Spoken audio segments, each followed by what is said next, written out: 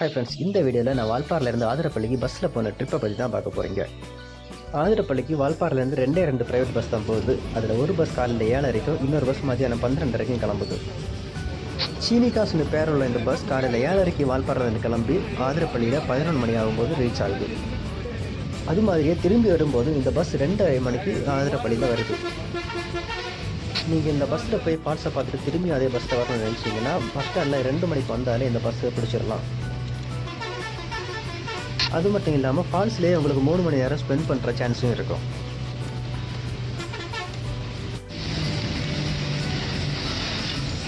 இந்த ரூட் நீங்கள் போகும்போது இயற்கையை ரசிக்கிறதுக்கு ரொம்பவே அதிகமான வாய்ப்புகள் இருக்குது. ரொம்பவே சூப்பரான இயற்கை காட்சிகளை பார்க்குறதுக்குள்ள சான்ஸும் இருக்குது. வால்பாறைனாலே தேயிலை தோட்டம் தான் ஃபேமஸ். நீங்கள் இங்கே போகிற பஸ்லையும் எங்கே போட்டாலும் தேயிலை தோட்டங்களை தான் பார்க்க முடியும்.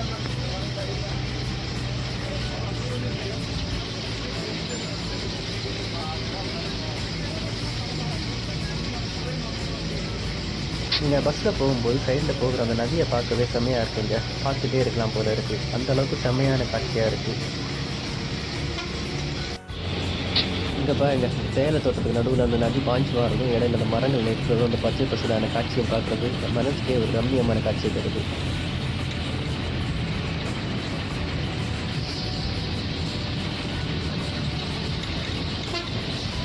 இந்த ரோட்டில் நீங்கள் போகும்போது இயற்கை காட்சிக்கு பஞ்சமே இல்லைங்க. எவ்வளோ வேணாலும் பசுமையான காட்சியில் பார்த்துட்டே இருக்கணும். அந்த எவ்வளோ பார்த்தாலும் அது சலிக்கவே சலிக்காது.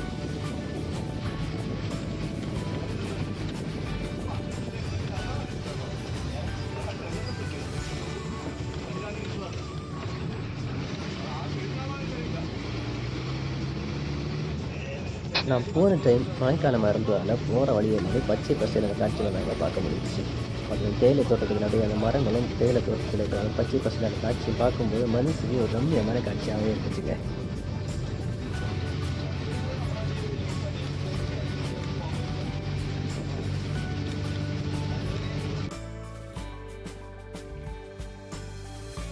நீங்கள் இந்த ரோட்டில் போகும்போது நிறைய மயில்களை பார்க்க சான்சஸ் இருக்குங்க. நீங்கள் போகும்போது மரங்களோட உச்சியில் பார்த்தா நிறைய மயில்கள் தோகையை விரிச்சிட்டு இருக்கிறத பார்க்க முடியும். மயில்கள் மட்டுமில்லை, நீங்கள் இங்கே போகும்போது நிறைய காட்டு விலங்குகளை பார்க்குற சான்சஸும் இருக்குது. காட்டெருமை, கரடி போன்றவற்றை பார்க்குற சான்சஸும் இருக்குது. முடிஞ்சால் யானைகளை கூட பார்க்க முடியும். நீங்கள்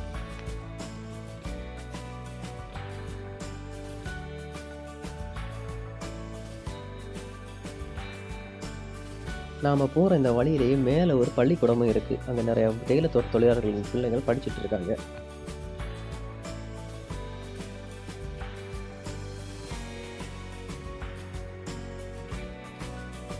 நம்ம போகிற வழியிலேயே நம்ம நேரமே கிளம்பி போகிறதால தேயிலை தோட்ட தொழிலாளர்கள் தேயிலை பறிக்கிறதுக்காக தேயிலை தோட்டத்திற்கு போகிறத பார்க்க முடியும். அதுலேயும் நாம் போன அன்னைக்கு மழையாக இருந்தால் கூட தலையில் கவரை வச்சுக்கிட்டு நிறைய பேர் தேயிலை பறிக்கிறதுக்காக காலையிலே போயிட்டு இருந்தாங்க.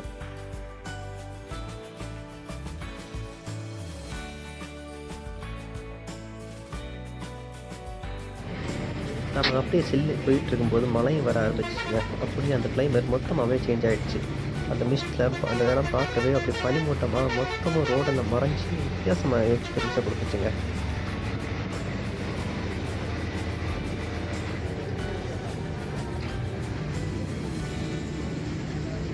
அப்படி அந்த மிஸ்ட்டு வந்தாலும் வந்துச்சு, ரொம்பவே குளிர ஆரம்பிச்சிச்சுங்க.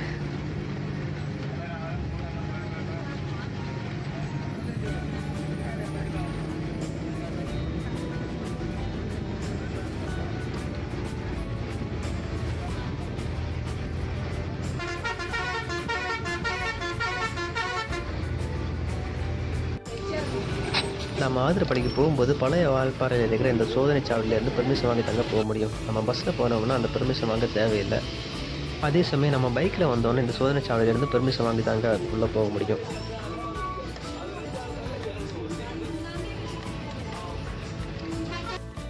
நாம் இதை பார்த்துட்டு இருக்கிற அந்த பிளேஸ் தான் மலைக்கம்பாறைங்கிற ஊரை தாண்டி இருக்குங்க.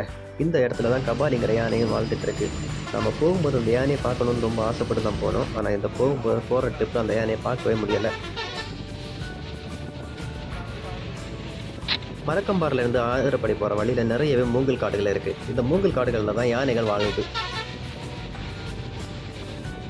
நீங்கள் போகிற வழியிலே நிறையவே ஹேர்பின் பெண்டுகள் இருக்குது. இந்த பெண்டுகளில் நீங்கள் கொஞ்சம் கவனமாக தான் போகணும். நீங்கள் போகிற வழியிலே யானைகளை பார்க்குறதுக்கு நிறைய சான்சஸ் இருக்குது. யானைகள் நடு ரோட்டில் வந்து நிற்கிறது கூட நிறைய சான்சஸ் இருக்குது.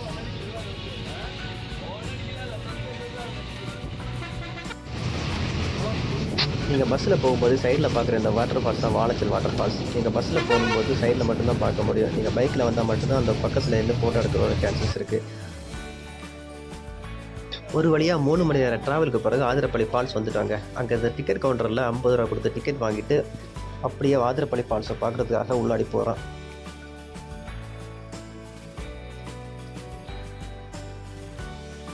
டிக்கெட் கவுண்டர்லேருந்து இந்த வழியை ஒரு 10 நிமிஷம் நடந்து போனால் ஆதிரப்பள்ளி ஃபால்ஸை ரீச் ஆயிடலாங்க.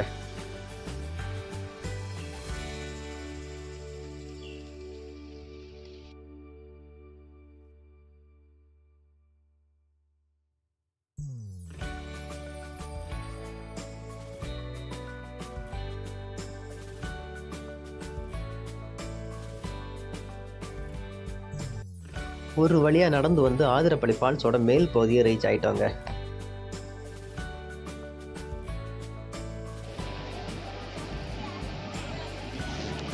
அப்படி அருவியோட மேல் பகுதி வந்து நாம் கொஞ்சம் கொஞ்சமாக அருவியோட பக்கத்தில் போய் அருவியை ஃபுல்லாகவே ரசிக்க போகிறோம். ஆதிரப்பள்ளி ஃபால்ஸில் குளிக்க அலோவ் பண்ணுற இடம் இதுதாங்க. நான் போன சமயத்தில் மழை அதிகமாக இருந்ததாலையும் தண்ணீர் வரத்து அதிகமாக இருந்ததாலையும் யாரையுமே குளிக்க அலோவ் பண்ணலை.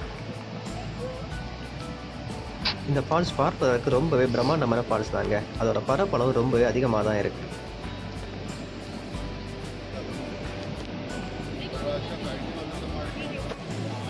நான் ஆதிரப்பள்ளி ஃபால்ஸுக்கு போனதுமே மழையும் அதோட வேலையை காட்ட ஆரம்பிச்சிச்சு. மெதுவாக அது வரைக்கும் தூட்டிட்டு இருந்த மழை அப்படியே ரொம்ப அதிவேகமாக பெய்ய ஆரம்பிச்சிச்சு. நான் கொடை வச்சுருந்தாரு. கொடைக்குள்ளாடி மொபைலை வச்சு அப்படியே வீடியோ எடுத்துகிட்டு அந்த ஃபால்ஸ் நோக்கி மெதுவாக கொஞ்சம் கொஞ்சமாக போனேங்க. பக்கத்தில் போய் அந்த ஃபால்ஸை பார்த்த போது செம்மையான எக்ஸ்பீரியன்ஸுங்க. அந்த ஃபால்ஸ் ரொம்பவே ஒரு பிரம்மாண்டமான ஃபால்ஸாக தாங்க இருந்துச்சு. அந்த அருவியிலேருந்து தண்ணி கீழே விழுறத மேலே இருந்துட்டு பார்த்துட்டே இருக்கலாம் போல இருந்துச்சுங்க. அந்த இடத்த விட்டு வரவே மனசு வர மாட்டேங்குதுங்க. இந்த ஆதிரப்பள்ளி ஃபால்ஸோட உயரத்தை பார்த்தீங்கன்னா 81 அடி உயரம் இருக்குங்க. கேரளாவில் இருக்கிற லார்ஜஸ்ட் வாட்டர் ஃபால் இது தாங்க.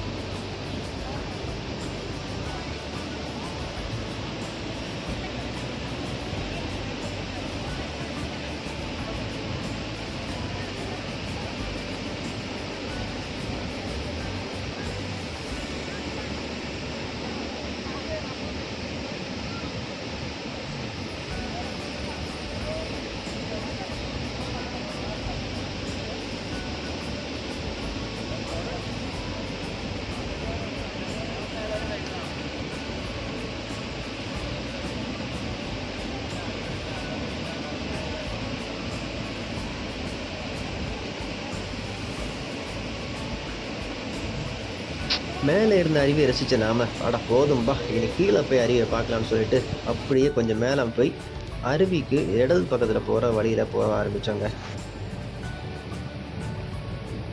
இந்த வழி பார்க்குறது கொஞ்சம் ஈஸியாக இருந்தாலும் மழை சமயத்தில் கொஞ்சம் ஸ்லிப்பரியாக தான் இருக்குது. அதே போல் வயசானவங்களுக்கு இந்த வழி நடக்கிறது கொஞ்சம் சிரமம் இருக்குங்க. அதனாலே வயசானவங்க ஹார்ட் அட்டாக் உள்ளவங்க எல்லாம் வந்தால் கொஞ்சம் ரெஸ்ட் எடுத்து கொஞ்சம் கொஞ்சமாக மெதுவாக இறங்கி கீழே வரது தான் அவங்களுக்கு சேஃபுங்க.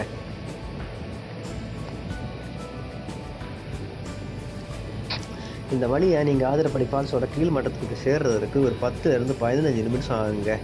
அதுலேயும் நீங்கள் ஓடியெல்லாம் போனீங்கன்னா ரொம்பவே மூச்சு வாங்கிடுங்க.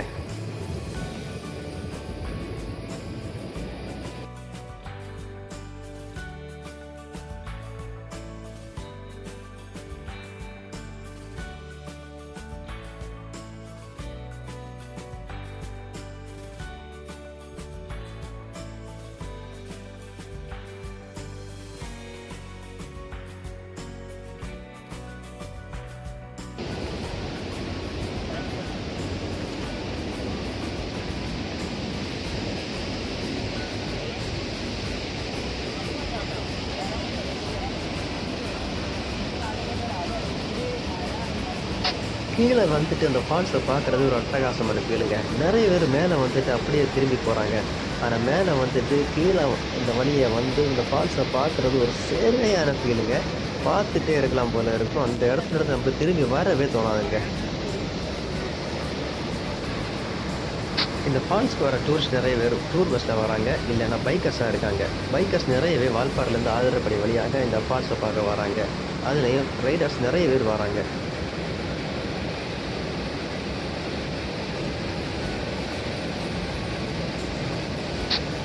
நான் போன டைமில் எப்படி மேலே அருவியில் பக்கத்தில் போய் குளிக்க விடலையோ அதே மாதிரி கீழே அருவிலையும் பக்கத்தில் போக விடலைங்க.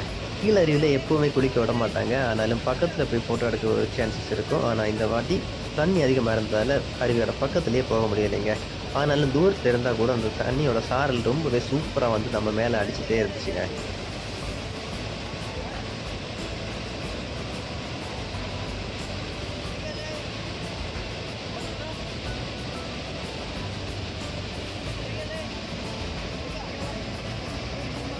அப்படியே ஒரு 3 மணி நேரம் அருவியை ரசிச்சுட்டு நானும் சின்னதாக ஒரு செல்ஃபி வீடியோ எடுத்துட்டு ஆதிரப்பள்ளி ஃபால்ஸுக்கு வந்துட்டு வார வழியில் யானையை பார்க்க முடியலையேன்னு ஒரு வருத்தத்தோட அருவியை விட்டு கிளம்புறேங்க.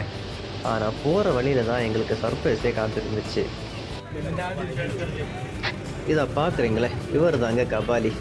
ஆதிரப்பள்ளியிலேருந்து மரக்கம்பாறை வரைக்கும் உள்ள காட்டு பகுதியில் வாழ்கிற ஒரு யானை தாங்க இது. ஆதிரப்பள்ளி ஃபால்ஸுக்கு போயிட்டு திரும்பி வரும்போது யானையை பார்க்க முடியலைன்னு வருத்தத்தோடு இருந்த எங்களுக்கு சர்ப்ரைஸாக நடுவழியில் வந்து நின்றுச்சுங்க கபாலி யானை. ஆனால் அந்த கபாலி யானை கொஞ்ச நேரம் நடுரோட்டில் நின்னாலும் தானாகவே வழி மாறி எங்களுக்கு வழியும் கொடுத்துச்சுங்க. கபாலி யானை குறுக்க நிறந்த கண்டதுமே டிரைவர் பஸ்ஸை கொஞ்சம் தூரமாகவே நிறுத்திட்டாருங்க. நிறுத்தினதும் இல்லாமல் எங்ககிட்ட யாருமே சத்தம் போடாதீங்க, யாருமே பயப்படாதீங்கன்னு எங்களுக்கு தைரியமும் கொடுத்தாரு. நானும் இதுதான் சான்ஸ்ன்னு அந்த கேப்லேயே என்னோட கேமராவில் அந்த கபாலியை ஃபோட்டோவும் எடுத்துட்டேங்க.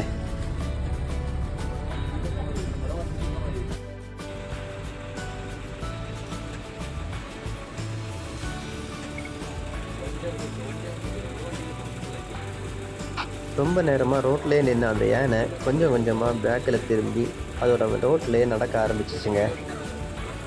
அது நடக்க ஆரம்பித்ததுமே எங்கள் டிரைவரும் மெதுவாக வண்டியை ஸ்டார்ட் பண்ணி கொஞ்சம் கொஞ்சமாக கவனமாக ஃப்ரண்டில் கொண்டு போனாங்க.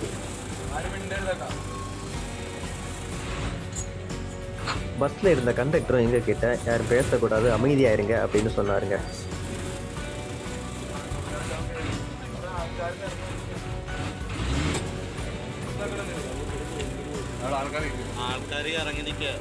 இந்த பக்கத்தில் எப்படி அந்த யானை வழிவிடுறதுக்காக எங்கள் பஸ் காத்துட்ருக்கோ அது மாதிரி அந்த பக்கத்தில் ஒரு கேரளா பஸ் காத்துட்ருக்குங்க.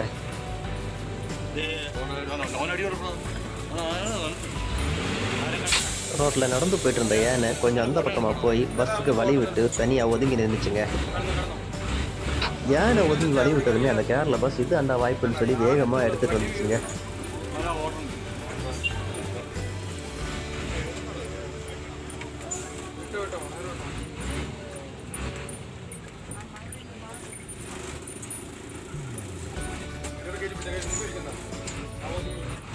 பஸ் போகும்போது ரோட்டு பக்கத்தில் நின்ன யானை எங்கள் பஸ் போகிறதுக்கு இன்னும் பின்னாடி போய் நல்லாவே வழி விடுச்சுங்க. நாங்களும் இது அங்கே வாய்ப்புன்னு சொல்லி பஸ்ஸை எடுத்துகிட்டு கிளம்பி வந்துட்டோங்க. நான் பார்த்த வரைக்கும் கபாலி யானை யாருக்குமே தொந்தரவு இல்லாத யானையாக அங்கே இருக்குது. நாங்கள் போகிறதுக்கு தனியாக வழி வேற விட்டு தருது. ஆனாலும் இங்கே டூரிஸ்டாக வரவங்க அந்த யானைக்கு தொந்தரவு விளைவிக்கும் விதமாக இறங்கி ஃபோட்டோ எடுக்கிறதும் அதை தொந்தரவு பண்ணும் விதமாக சீன்றதுமாகவே இருக்காங்க. மொத்தத்தில் பர்சனலாக எனக்கு இந்த வால்பாறை டு ஆதிரப்பள்ளி ட்ரிப்ஸ் மெமரபுளாக இருந்துச்சுன்னு சொன்னாங்க. லைஃப்பில் மறக்கவே முடியாத ஒரு ட்ரிப்பாகவே இருந்துச்சுங்க இது. மொத்தத்தில் காலையில் 7:30 கிளம்பினா மாலையில் 6:30 வந்து சேர்ந்தேங்க வால்பாறையில்.